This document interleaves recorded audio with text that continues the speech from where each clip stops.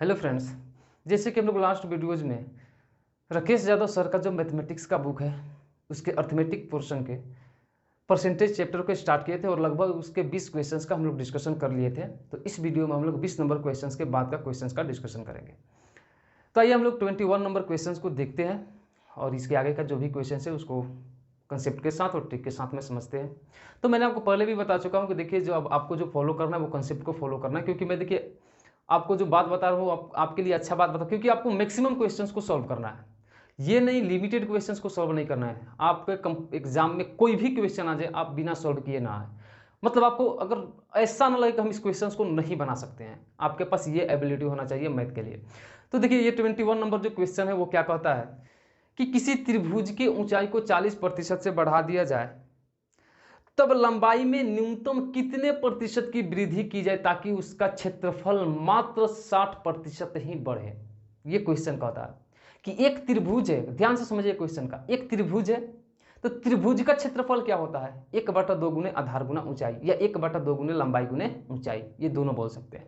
तो एक त्रिभुज है और त्रिभुज के ऊंचाई को 40% बढ़ा दिया और बोल रहा है कि उसके लंबाई को न्यूनतम कितने प्रतिशत से बढ़ाएं ताकि उसका जो क्षेत्रफल है पहले वाले क्षेत्रफल से मात्र 60% ही बढ़े। तो आप ये बताइए कि क्वेश्चन में कहीं ऐसा दिया हुआ है, कहीं भी उसका लंबाई हो या उसका ऊंचाई हो प्रारंभिक नहीं दिया हुआ। तो हम क्या करेंगे कि पहले उसके प्रारंभिक लंबाई को और प्रारंभिक ऊंचाई को मानेंगे। तो मान लेते हैं कि जो उसका प्रारंभिक लंबाई है वो क्या है? एल है, और जो ऊंचाई है उसका क्या है? एच है। और इसमें 1/2 से मल्टीप्लाई, इसको हाफ कर देंगे मतलब 1/2 कर देंगे इसको, तो क्या मिल जाएगा? त्रिभुज का क्षेत्रफल। तो त्रिभुज का क्षेत्रफल क्या मिला? LH/2। ये हमारा प्रारंभिक क्षेत्रफल है। जब त्रिभुज में किसी भी प्रकार का उसके कोई भी ऊंचाई में या उसके लंबाई में किसी भी प्रकार का कोई परिवर्तन नहीं था, जो वास्तविक त्रिभुज था उसका ये क्षेत्रफल है। अब क्वेश्चन बोला है कि अब इसके ऊंचाई को 40% बढ़ा दिया। जब इसके ऊंचाई h है इसको 40% बढ़ा देगा तो ये अपने आप में 100% 40% बढ़ जाएगा, तो कितना हो जाएगा? अपने आप का 140/100। अब फिर कहता है कि तू इसके लंबाई में न्यूनतम कितने प्रतिशत की वृद्धि कर दें ताकि इसके क्षेत्रफल में मात्र 60% का परिवर्तन हो, वृद्धि हो। तो हम मान लेते हैं कि इसके लंबाई में न्यूनतम x% की वृद्धि कर दिया जाए। तो ये लंबाई है इसका l और x% वृद्धि करेंगे तो कितना हो जाएगा? 100 + x/100 इतना। अब ये क्या मिला? ये हमारा नया क्या है? लंबाई है, और ये हमारा नया ऊंचाई है। फिर इसको हाफ कर देंगे 1/2, तो फिर ये हमको नया क्षेत्रफल मिलेगा। क्या मिलेगा? नया क्षेत्रफल मिलेगा, जो ये क्या होगा कि पहले वाले क्षेत्रफल से 60% ज्यादा होगा। तो हम पहले वाले क्षेत्रफल को क्या करेंगे? 60% ज्यादा कर देंगे तो कितना हो जाएगा? अपने आप में 100% है, 60% बढ़ जाएगा तो कितना हो जाएगा? 160/100, और दोनों क्या हो जाएगा? क्षेत्रफल बराबर हो जाएगा। इसके बाद कैलकुलेशन करना है और x का मान निकाल लेना है। तो यहाँ से l से l कट जाएगा, ये b नहीं है सॉरी, यहाँ पर h है और यहाँ भी h है, और h से h कट जाएगा। इसके बाद देखिए अब यहाँ से कटेगा, ये 2 0 से 2 0 कट जाएगा। अब 2 7 14 और 2 5 10 कट जाएगा।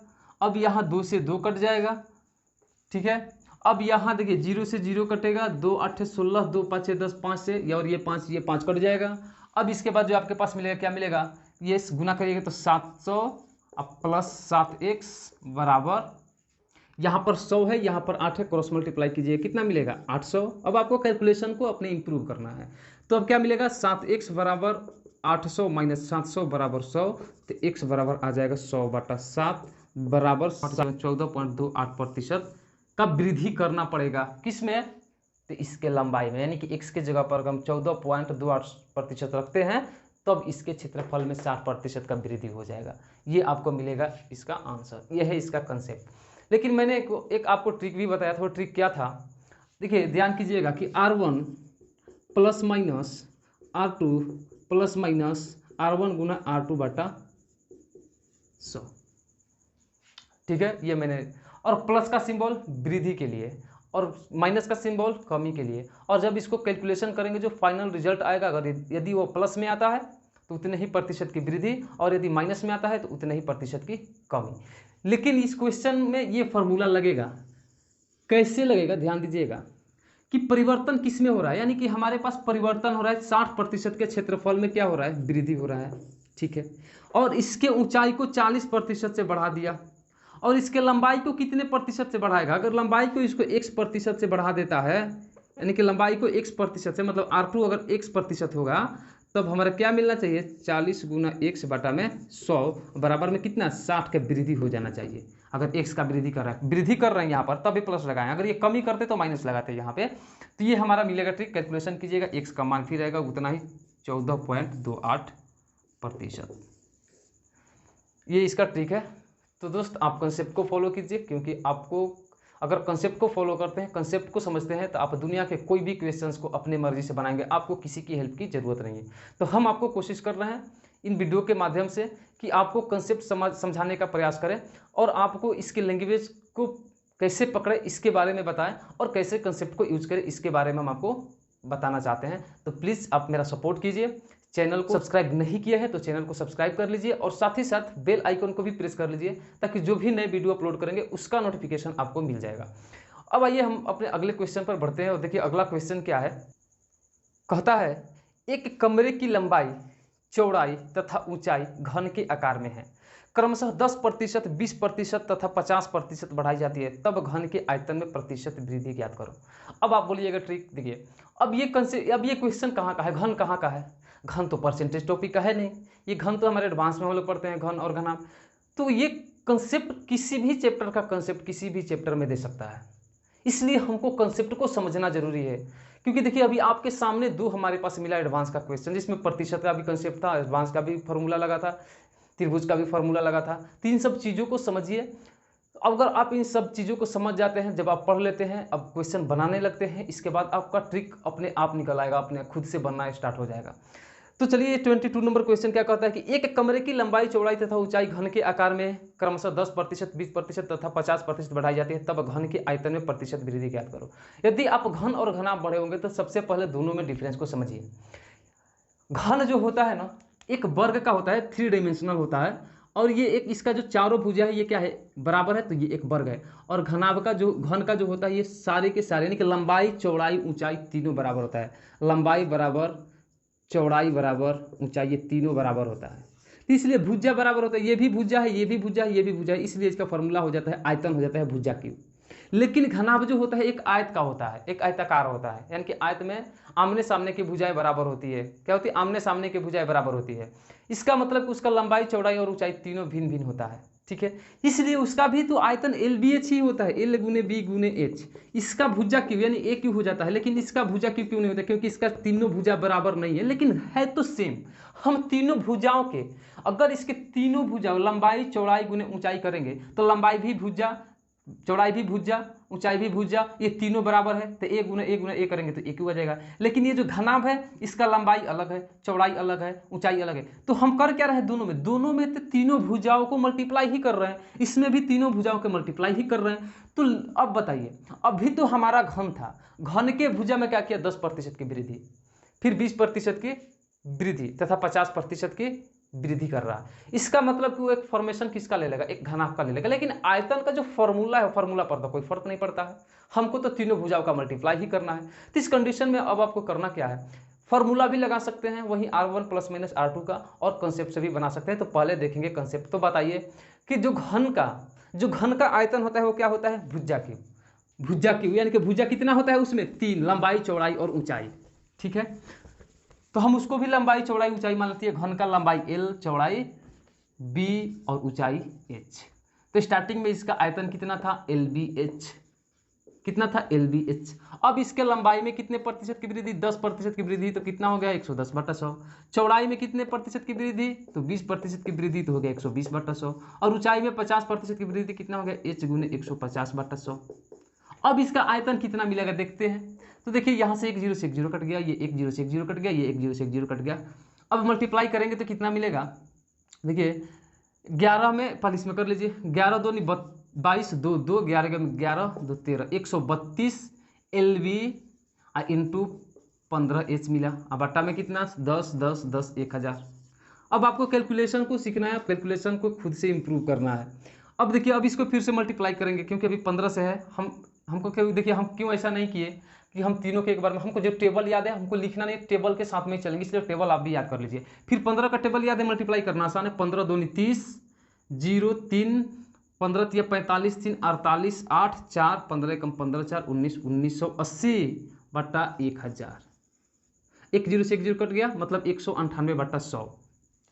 ठीक है, अब देखिए, अब कहता है कि क्षेत्रफल में कितने प्रतिशत, क्या परिवर्तन हो रहा है, क्या परिवर्तन हो रहा है बताइए। अब ये केवल एक है और ये 198 बटा 100 है, इसका मतलब ये एक से ज्यादा, इसको अगर डेसिमल में ले जाएंगे तो 1.98 आएगा, और ये कितना आएगा तो लिख दीजिए बराबर कितना, 1.98। कितना का वृद्धि हुआ बताइए। अब ये एक एल बी है, यहाँ पर एक छिपा हुआ है, और यहाँ पर एल बी एच इतना आया है, ये एल बी एच इतना आया है। अब बताइए यहाँ पर 0.98 का वृद्धि हो गया, L B H 0.98 L B H का वृद्धि कितने में, कितने से, तो एक एल बी एच से। तो हमारे यहाँ पर दिखता है कि 0.98 एल बी एच का वृद्धि हुआ है, कितने में, कितने से, तो एक एल बी एच से, और प्रतिशत में बदलने के लिए 100 से मल्टीप्लाई करके एल बी एच से एल बी एच कैंसिल, और इस डेसिमल को हटाएंगे तो नीचे में 2 जीरो आएगा, और 2 जीरो से 2 जीरो कट जाएगा, डेसिमल को हटा दिए, बराबर कितना मिला, यानी कि 98% क्या हो जाएगा, आपका आंसर हो जाएगा। अगर आप फार्मूला को लगाते हैं तो आपको तो पता है कि वृद्धि तो प्लस, कभी तो माइनस, और इसको हम कैसे करेंगे, देखिए आपको बता देते हैं, आपको भी ऐसे ही करना है कि हम R1 का वैल्यू कितना है, R1 का वैल्यू, इसमें 3 R है, R1 R2 R3 है, तो पहले R1 R2 का कैलकुलेशन करेंगे। तो R1 10 है, प्लस में होगा, सब में वृद्धि हो रहा है, R2 कितना है 20 है, तो 20, अब प्लस गुना प्लस प्लस 10 गुना 20 बटा 100। अब इसको कैलकुलेशन करेंगे कितना आएगा, 20 10 30 2 32, यानी कि क्या है 32% की वृद्धि। जब वृद्धि हो तो फिर इसको चलेंगे 32 पे, अब R1 मान लेंगे 32 को, तो अब 32 प्लस है, वृद्धि है तो फिर प्लस 50 प्लस 32 गुना 50 बटा 100, 0 से 0 कट गया, 5 दूनी 10, 2 से 16 बार में, फिर जोड़िए कितना आया, प्लस 98, और तो प्लस में आया तो उतने ही प्रतिशत की वृद्धि आंसर आ जाएगा। तो इस प्रकार के क्वेश्चंस को आप ऐसे भी सॉल्व कर सकते हैं। अब देखिए नेक्स्ट क्वेश्चन क्या कहता है, 23 नंबर क्वेश्चन कहता है कि चीनी की कीमत में 25% की कमी हो जाती है, लेकिन कीमत घटने के बाद भी आयुष के खर्च में 20% की वृद्धि हो जाती है, तब उसकी मासिक खपत में प्रतिशत परिवर्तन ज्ञात करो। आपके अनुसार जो हम फार्मूला बताए थे R1 plus minus R2 plus minus R1 गुना R2 बटा 100, उस फार्मूला पर बनेगा। क्यों बनेगा, क्योंकि R1 का मान कितना है -25 और R2 का मान कितना है +20, तो फार्मूला पर बना लीजिए। तो क्या आएगा, -25 प्लस 20 प्लस माइनस माइनस 25 गुना 20 बटा 100। ठीक है, अब इसको कटाइए, कटाएंगे तो क्या आएगा, देखिए 20 बचे 100 और 5 से 5 बार में, यानी कि जो आपको मिला क्या मिला, -10% की, यानी कि कमी होगा आपके अनुसार, जो कि क्या है, आंसर गलत है। ऑप्शन में है लेकिन आंसर क्या है, गलत है। यही होता है ट्रिक।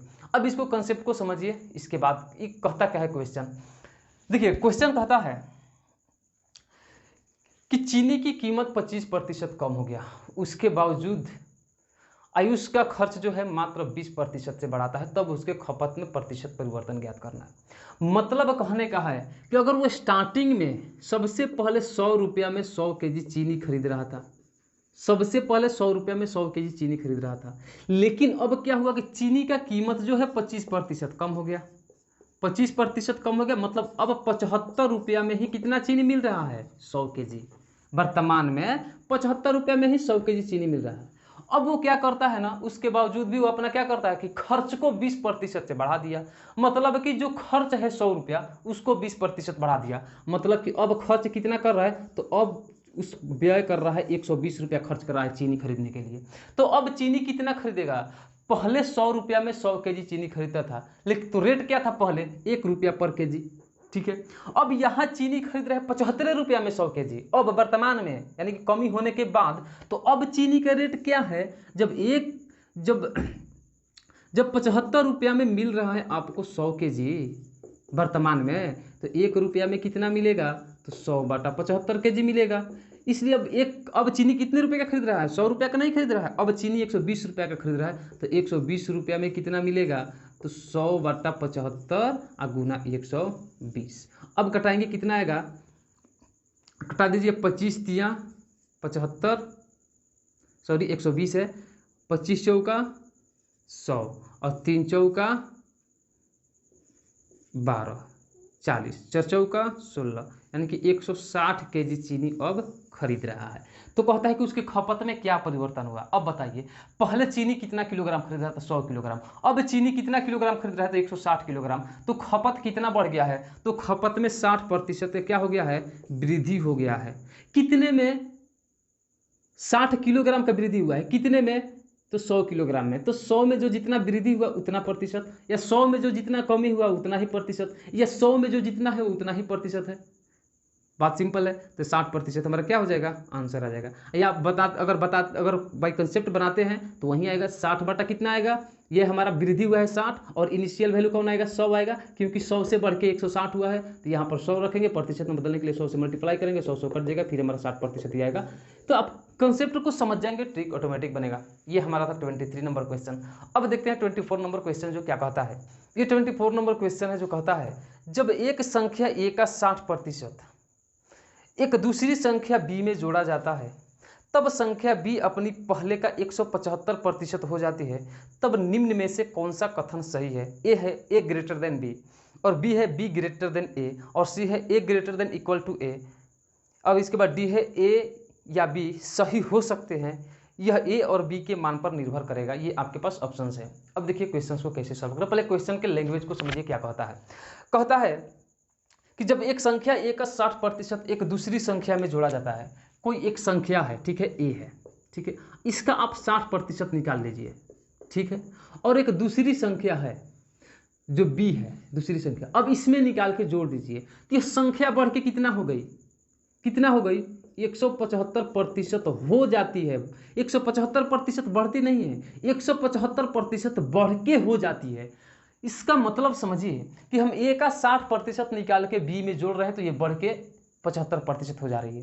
तो a अपने आप में कितना है, 100%, b भी अपने आप में कितना है, ये भी 100% है, और a का 60% निकाले और b में जोड़ दिए तो ये बढ़ के कितना हो गया, 175%। कितना बढ़ गया, 75% बढ़ गया था। 100% 175% हो गया, मतलब 75% बढ़ गया। रीजन क्या है कि हम a का 60% निकाल के और b में जोड़ रहे हैं, इसका मतलब कि a का 60% b के क्या है, 75% के बराबर है, तब भी तो ये 75% बढ़ के हो गया। अगर इसका 60% निकाल के आप इसमें जोड़ दिए तो ये बढ़ के 175% हो गया, मतलब 75% बढ़ गया। इसका मतलब कि a का 60% b के 75% के बराबर है। अब इसको कैलकुलेशन करेंगे, प्रतिशत से प्रतिशत कट जाएगा। अब कटाइएगा तो 15 चौका 60, 15 पचे 75, क्या मिलेगा, 4a बराबर 5b, ठीक है। a ratio b is equal to कितना मिलेगा, a रेशियो b 5:4। देखिए जिसका रेशियो में वैल्यू ज़्यादा है, सिंपल सा बात है, वो बड़ा होगा, जिसका वैल्यू छोटा है वो छोटा होगा। तो अब देखिए हमारा तो पहला ऑप्शन होना चाहिए a ग्रेटर देन b, क्या होना चाहिए, a ग्रेटर देन b, पहला ऑप्शन जो कि करेक्ट होना चाहिए। लेकिन अगर यही चीज़ हमारा माइनस में होता, अगर a का मान माइनस में होता और b का मान भी माइनस में होता, तब कौन बड़ा होता। आपको पता है कि माइनस में जो जितना बड़ा होता है ना वो उतना ही छोटा आता है। जैसे पूछे कि -2 बड़ा है कि -5 बड़ा है, तो आप बोलिएगा -5, जो गलत है। क्या होना चाहिए, -2, क्योंकि आपको पता है कि हम माइनस में कैसे बढ़ते हैं, जैसे माइनस इन्फिनिटी से स्टार्ट होता है और बढ़ते हैं कि -2 -1 तब 0 तब 1 तब ऐसे बढ़ते हैं। तो जैसे इधर -2 -3 -4 -5 बढ़ते हैं उतना ही छोटा होता जाएगा। इसका मतलब कि जो हमारा ये जो 4 का वैल्यू होना चाहिए वो कम आएगा, जब कम आएगा तो वो ज़्यादा होगा अगर माइनस में होगा तो। जैसे -10 आया और इसका क्या आया, सॉरी इसका -20 आया, इसका -10 आया और इसका क्या आया, -20 आया। तो बताइए इसमें बड़ा कौन है, -10 वाला बड़ा है। मतलब दोनों हो सकता है, b ग्रेटर देन a भी हो सकता है, a ग्रेटर देन b भी हो सकता है। कब, जब माइनस में होगा तब। तो ये हमारा ऑप्शन में दिया हुआ है डी नंबर, इसलिए हम डी नंबर को ही सिलेक्ट करेंगे जो हमारा करेक्ट आंसर होगा। अब इसके बाद बढ़ते हैं नेक्स्ट क्वेश्चन की तरफ और देखिए क्या कहता है। एक चुनाव में एक उम्मीदवार ने 56% मत प्राप्त किए, वह 144 मतों से जीत गया। तब मतदाता सूची में मतदाताओं की संख्या ज्ञात करें। यदि 80% मतदाताओं ने अपने मतों का प्रयोग किया तथा कोई भी मत अवैध घोषित नहीं हुआ, ठीक है। अब कहता है ना कि एक चुनाव में 2 उम्मीदवार थे और विजेता उम्मीदवार कितना मत प्राप्त करता है, 56% मत प्राप्त करता है और 144 मत से जीत जाता है। अब इस लैंग्वेज को समझना है क्योंकि इस टाइप के बहुत से सारे क्वेश्चंस मिलते हैं। अगर आप पढ़ लिए होंगे परसेंटेज तो आपको और बेहतर तरीके से समझ में आएगा, क्योंकि आप सारे टाइप्स के क्वेश्चंस को समझे होंगे जो आप बनाते होंगे लेकिन अभी तक समझ में नहीं आया होगा, लेकिन आज आपको समझ में आएगा क्योंकि आपका क्लियर होने वाला है। जब भी क्वेश्चन पढ़िए तो देखिए कि जो 56% जो मत मिलता है वो मत किसका मिलता है, कुल वैध मतों का 56% है, या कुल डाले गए मतों का 56% है, या मतदाता सूची के मतों का 56% है। इस बात को ध्यान देना होता है, नहीं तो आप अक्सर हमेशा गलत कर देंगे। तो ये जो मत मिला है 56%, ऐसा कोई चर्चा नहीं है कि मत किसका मिला है। तो जो अब यहाँ पर आपको क्या करना है कि जो इसको 56% मत मिला है, वो मत तो डाले गए मतों में से ही मिलेगा, जो 80% ही मत डाला गया है। तो हम मान लेते हैं कि कुल जो मत है वो कितना है, 100 है, कुल मत है ये, कुल मत, ठीक। तो डाले गए मत कितना हो जाएंगे, डाले गए मत कितना हो जाएगा, इसका 80% निकालेंगे तो 80। अब देखिए विजेता उम्मीदवार को कितना मिलेगा, विजेता को कितना मिलेगा, तो 80 का 56%, तो निकाल देंगे 56/100, 1 0 से 1 0 कट जाएगा, 8 छक 48, 8 8 छक 48, 8 4 8 5 40 44, यानी कि 44.8 कितना मिलेगा, 8 छक 48, 8 4 8 5 40 44, 44.8 मत किसको मिल गया, ये विजेता को। तो हारने वाला को कितना मिलेगा, क्या करेंगे, जो बाकी का बच गया 80 में से, तो 80 में से क्या करेंगे, माइनस कर देंगे, 44.8 कटाएंगे, कितना आएगा, 10 में से 8 जाएगा 2, 10 में से 8 जाएगा 2, सॉरी 2 मिलेगा। इसके बाद डेसिमल, डेसिमल के बाद कुछ नहीं है, तो बच जाएगा यहाँ पर कितना 0 है, तो यहाँ से जाएगा सिर्फ कितना 9, 9 में से 4 जाएगा 5, 9 में से 4 जाएगा 5, और यहाँ पर कितना बच के 7, 7 में से 4 जाएगा 3, यानी कि 35.2। अब देखिए अब ये उम्मीदवार कितना मत से जीत रहा है, देखिए इसको ज़्यादा मिला है, इसको कम, ये जीतने वाला कितना मत से जीता है, तो दोनों में से माइनस कर देंगे, तो कितना आएगा, 8 में से 2 जाएगा 6 डेसिमल, इसके बाद 14 में से 5 जाएगा कितना 9, और ये कट जाएगा, यानी कि 9.6, कितना 9.6, कुल मतों के 9.6 मत से जीता, मतलब कुल मतों के 9.6% मत से जीता।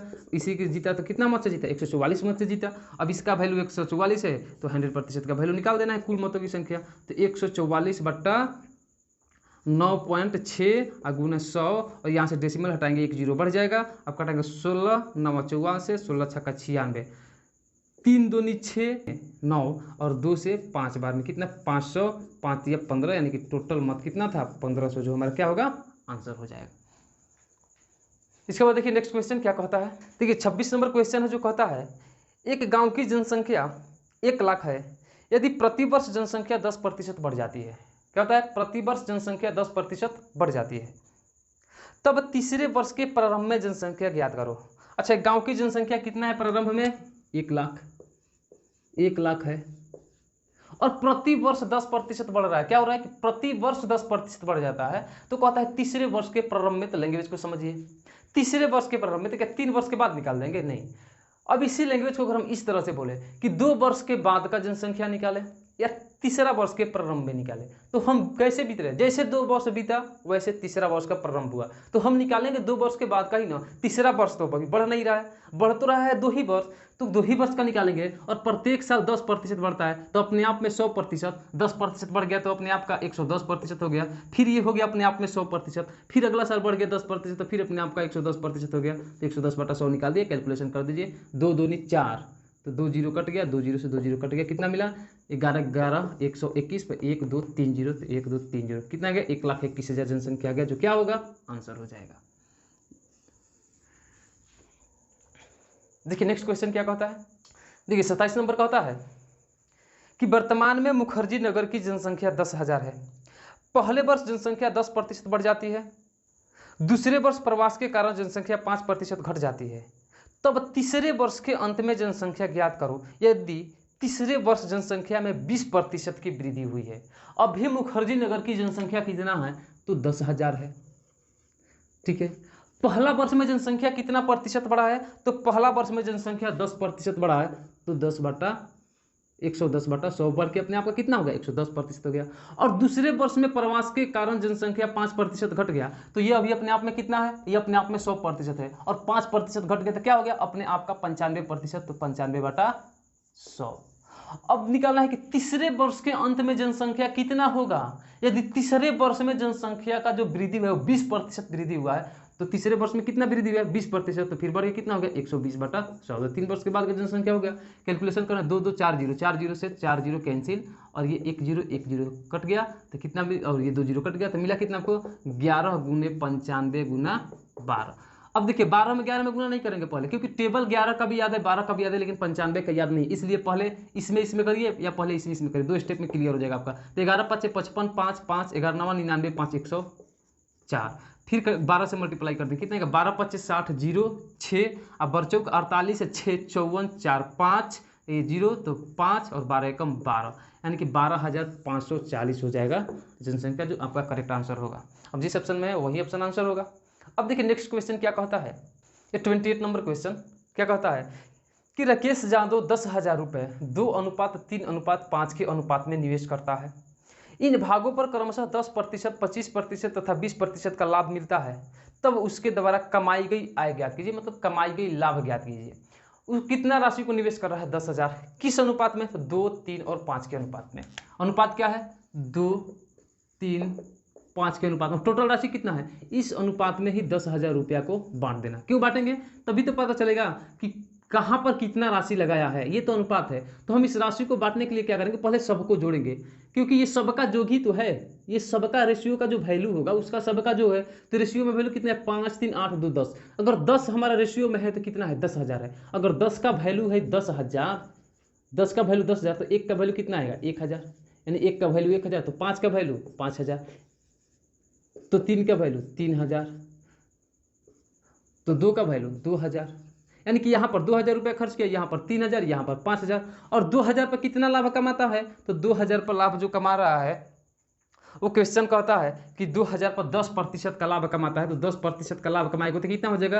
अब 2,000 का 10% कितना हो जाएगा, 200 रुपया यहाँ पर कमाया। अब यहाँ पर कितना लाभ कमा रहा है, तो यहाँ पर कमा रहा है 25% लाभ कमा रहा है यहाँ पे, तो यहाँ इसका 25% कितना हो जाएगा, तो 3,000 का 25% निकालेंगे तो 100, यानी कि 25 3 75 750 रुपया हो जाएगा। अब फिर यहाँ पर कितना कमा रहा है, तो यहाँ पर 20% कमा रहा है, तो इसका 20% कितना हो जाएगा, 5 दूनी 10, 1,000 रुपया हो जाएगा। टोटल लाभ कितना हो गया, सबको जोड़ देंगे, यानी कि 1,000 और 200 1,200 और 750 1,950, यानी कि टोटल जो लाभ कमाया 1,950 रुपया लाभ कमाया, जो क्या हो जाएगा आंसर हो जाएगा। अब देखिए नेक्स्ट क्वेश्चन क्या कहता है, ये 29 नंबर क्वेश्चन है, जो कहता है कि एक परीक्षा में राकेश यादव ने भुवनेश से 20% ज्यादा तथा पवन से 10% कम अंक प्राप्त करता है। भुवनेश द्वारा प्राप्त अंक 1080 है, पवन द्वारा प्राप्त अंकों का प्रतिशत ज्ञात करो यदि कुल अंक 2,000 है। कुल अंक 2,000 का है, ठीक है। एक परीक्षा में देखिए राकेश यादव भुवनेश से, राकेश यादव को R, भुवनेश को B और पवन को P लिख दिए। राकेश यादव भुवनेश से कितना अंक प्राप्त करता है 20% ज्यादा, लेकिन पवन से 10% कम अंक प्राप्त करता है। तो इस प्रकार का डाटा जो दिया हुआ था, मतलब लैंग्वेज दूसरा था, लेकिन हम सेम टाइप के क्वेश्चंस का डिस्कशन कर लिए कि कैसे इसका वैल्यू निकालेंगे। तो हम मानते हैं कि इसका कि पवन को मिला 100 अंक, तो इसको कितना मिला है 10% कम, तो इसको मिला 90 अंक। अब इसको क्या मानेंगे कि इसको मानते हैं कि 100 अंक मिला और इससे ये 20% ज़्यादा है, तो 120 जब इसका निकालेंगे तो वैल्यू 90 आना चाहिए, तो बराबर 90 कर दिए। अब हमारा कट जाएगा, क्या होगा 1 0 से 1 0 कट गया। अब 2 छक्का 12, 2 5 10, 6 से 15 बार में, यानी कि इसका जो वैल्यू है कितना आया 75, एक्स का मान कितना आया 75, यानी कि इसका कितना है, इसको 75 अंक मिला है। अब इसका रेशियो निकालते हैं, अगर राकेश, भुवनेश और पवन का, तो देखिए हमको रेशियो निकालने के लिए कुछ करना नहीं होता, इसको एकदम छोटा सरल रूप में एकदम छोटा फॉर्म में लिख देंगे, यानी कि जितना भी इसमें से कॉमन अंक होंगे या कॉमन संख्या होंगे सबको निकाल देंगे। देखिए इसमें से अगर 5 निकालते हैं तो कितना मिलता है 18 रेशियो, फिर अगर निकालते हैं इसमें से भी 5 तो कितना मिला 15, और इसमें से 5 निकाले तो मिला 20। अब इसमें से कोई कॉमन है ही नहीं, बस यही हो गया। और अगर भुवनेश को कितना मिलता है, कहता है कि अगर रेशियो में अगर हम अपने से मान के बना रहे तो 15 मिलता है, तो कितना मिलता है 1080, यानी कि 15 का वैल्यू 1080 है, तो पवन को 20 का वैल्यू कितना हो जाएगा, 20 का वैल्यू कितना हो जाएगा, तो 1080। पहले 1 का वैल्यू निकालने के लिए क्या करेंगे, 1080 में 15 से भाग दिए, हमारा 1 का वैल्यू निकला। अब 20 का वैल्यू कितना, 20 से मल्टीप्लाई कर दिए। अब घटाएंगे तो कितना हो जाएगा 15 7 बार में 105 बचा 3, 15 दूनी 30, 72 बार में कट गया। 72 दूनी कितना होगा 144, यानी कि 1440 अंक किसको मिला, पवन को, यानी कि इसको मिला है, तो क्वेश्चन में दिया हुआ कि इसको 1080 मिल रहा है, तो पवन को कितना मिल गया 1440 अंक मिला। कितने में कुल मार्क्स दिया हुआ है क्वेश्चन में, 2000 में कितना मिला 1440, तो कितना प्रतिशत मिला, तो 2000 में 1440, तो क्या लिखेंगे 1440 बटा 2000, और प्रतिशत में बदलने के लिए 100 से मल्टीप्लाई, तो 2 0 से 2 0 कैंसिल, बच गया 1 0 से 1 0 कैंसिल कर जाएगा, तो कितना 72, यानी बराबर कितना, यानी कि 72% अंक मिला किसको, पवन को, जो हमारा करेक्ट आंसर होगा। अब देखिए नेक्स्ट क्वेश्चन क्या कहता है, ये 30 नंबर क्वेश्चन है, कहता है एक कक्षा के 25% छात्र परीक्षा से अनुपस्थित रहे, 30% छात्र 20 अंकों से अनुत्तीर्ण हो गए तथा 10% छात्र 75 अंकों के ग्रेस के साथ उत्तीर्ण हुए, तब कक्षा द्वारा प्राप्त औसत अंक ज्ञात करो यदि शेष छात्रों द्वारा प्राप्त औसत अंक 60 है तथा उत्तीर्ण अंक 33 है, यानी कि 33 अंक लाइएगा तो आप पास होगी। देखिए इसमें औसत डाल दिया है।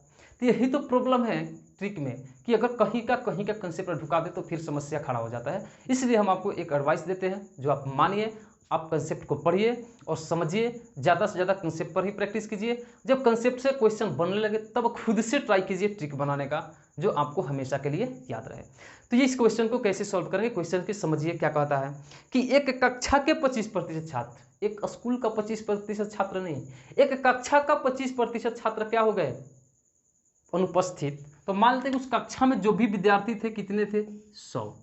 अब 25% छात्र परीक्षा दिए ही नहीं, तो परीक्षा कितने दिए, कुल देने वाले परीक्षा जो है वो है 75, जो परीक्षा दिए परीक्षा में शामिल है, इसमें परीक्षा में शामिल है, ठीक है। ये हमारे वो छात्र है 75। अब कहता है कि 30% छात्र, 30% जो छात्र है वो 20 अंक से फेल हो गए, यानी कि आपको 33 अंक लाइएगा तो आप एग्जाम में क्या होइएगा, उत्तीर्ण यानी पास होइएगा, लेकिन आप 20 अंक से फेल हो गए। इसका मतलब कि 33 में से 20 माइनस कर देंगे तो पता चल जाएगा कि आपको कितना अंक आया। एग्जाम्पल देते हैं आपको, आप एग्जाम दे रहे हैं मैट्रिक का, कितने नंबर का पास होता है, 30 नंबर का होता है। हम बोले क्या 5 अंक से फेल हो गए, यानी कि 5 अंक से अनुत्तीर्ण हो गए, तो इसका मतलब आपको कितना आया है, 25 आया है। आप 20 अंक से उत्तीर्ण हो गए तो इसका मतलब आपको 10 आया है। ये 33 का पास है और 20 अंक से फेल हो गया, इसका मतलब इसको कितना मिला है, 33 माइनस 20 मिला है। मतलब कि 33 माइनस 20 डायरेक्ट करेंगे, अब कैलकुलेशन आप समझते रहिएगा। अब 33 माइनस यानी कि 30 स्टूडेंट जो है, 30 स्टूडेंट है वो कितना नंबर पास किए, 20 अंक से फेल हो गए हैं, मतलब कि 30वें स्टूडेंट है जो 13 नंबर प्राप्त किए हैं, तो 30 गुने 13 कर दिए। अब इसके बाद में 10% जो विद्यार्थी हो 5 अंक के ग्रेस के साथ में पास हो गए, तो पास हो गए, इसका मतलब कि जो ग्रेस दिया गया है ना उसको 33 कर दिया गया। जैसे कि 5 अंक ग्रेस मिला है तो 10% लड़का जो है वो 28 अंक प्राप्त किया है, लेकिन उसको 5 अंक ग्रेस दिया गया, तो लेकिन प्राप्त कितना किया, 33 ही अंक प्राप्त किया। तो 10 लड़का कितना प्राप्त कर लिया, ये 10, ये 13 है, और ये 10 लड़का जो है ये 33 अंक प्राप्त किया। और परीक्षा टोटल शामिल कितने लड़के हुए हैं, 75। तो यहाँ 30 10 40 लड़का क्या हो गए, एग्जाम दे लिए, और जो बाकी के शेष स्टूडेंट बच रहे हैं वो शेष स्टूडेंट जो है औसत 60 अंक प्राप्त करते हैं। तो शेष स्टूडेंट कितना बच गए, तो हमारा बच गए 35, और ये 35 स्टूडेंट कितना अंक प्राप्त किए हैं, 60। अब आपको पता है हम ऐसा जोड़ क्यों दिए, क्योंकि आपको पता है कि आंकड़ों की संख्या, आंकड़ों का योग बटा आंकड़ों की संख्या औसत होता है। तो यहाँ पर हम आंकड़ों का योग निकाल रहे हैं, यानी कि सब लड़कों का नंबर का योग निकाल रहे हैं, और सब लड़कों की संख्या से भाग दे देंगे तो हमारा क्या निकल जाएगा, औसत अंक निकल जाएगा। तो हम यहाँ पर निकाल लिए, और 75 से क्या करेंगे, इसमें 75 से भाग दे देंगे तो हमारा औसत निकल जाएगा। तब जोड़िए, 33 39 390 प्लस 33 दहिया 330, अब प्लस 6 5 30 03, 6 18 3 21, और 1 0 डाल दिए 2100। अब सबको जोड़ दीजिए, बट्टा में कितना आएगा, 75। अब सबको जोड़ दीजिए तो कितना मिलेगा, 0 0 0, तो 1 मिल गया 0, फिर 0 3 9 12 2 1 1 2 3 5 3 8 और 2, यानी कि 2820 बटा 75। अब इसको कटा दीजिए, कितना मिलेगा आपको, अगर 5 से कटाते हैं तो 15 बार में, और 5 से कटाते हैं तो 5 5 25 बच गया 3, 5 6 31 बच गया 2, 5 4 20। अब मिला आपको 564 बटा 15, जो कि अब नहीं कटेगा तो क्या करेंगे, डेसिमल में ले जाएंगे, तो कितना मिलेगा, 15 तिया 45, 15 तिया 45, यानी कि मिल गया करीब 11, और 15 साथ 105, 15 साथ 105। देखिए ध्यान दीजिएगा कैसे कर रहे हैं कि 15 तिया 45 कैरी कितना मिला, 11, यानी कि हो गया 114, 15 साथ 105, अभी बच गया कितना, 9, 9 पर 0 दे देंगे, 9 पर 0 दे देंगे तो 15 छक्का 90, यानी कि 37.6 अंक औसतन मिला है, जो आपका करेक्ट आंसर हो जाएगा। ये हमारा होगा। अब इन सब क्वेश्चंस के लिए कोई ट्रिक्स है ही नहीं, अब ट्रिक्स जहां लगेगा वहीं पर आप लगा सकते हैं। सब क्वेश्चंस के लिए ट्रिक्स नहीं होता, कुछ खुद से बनाने पड़ते हैं, कुछ कंसेप्ट से बनाने पड़ते हैं। तो चलिए इस वीडियो हम इन क्वेश्चंस को यहीं तक रहने देते हैं, इसके बाद के वीडियो में हम लोग आगे के क्वेश्चंस का डिस्कशन करेंगे। यदि आप चैनल को अभी तक सब्सक्राइब नहीं किए हैं और चैनल पर नए हैं तो प्लीज़ चैनल को सब्सक्राइब कर लीजिए, और साथ ही साथ बेल आइकन को भी प्रेस कर लीजिए, ताकि जो भी नई वीडियो अपलोड करें उसका नोटिफिकेशन आपको मिल जाए। और आप अपना सपोर्ट बनाए रखिए। यदि वीडियो आपको पसंद आए तो प्लीज़ वीडियो को एक लाइक भी कर दीजिए। जब अपना सपोर्ट दीजिएगा तो हम इससे भी बेहतर करने का प्रयास करते रहेंगे। तो चलिए मिलते हैं नेक्स्ट वीडियो में और आगे के क्वेश्चंस के साथ।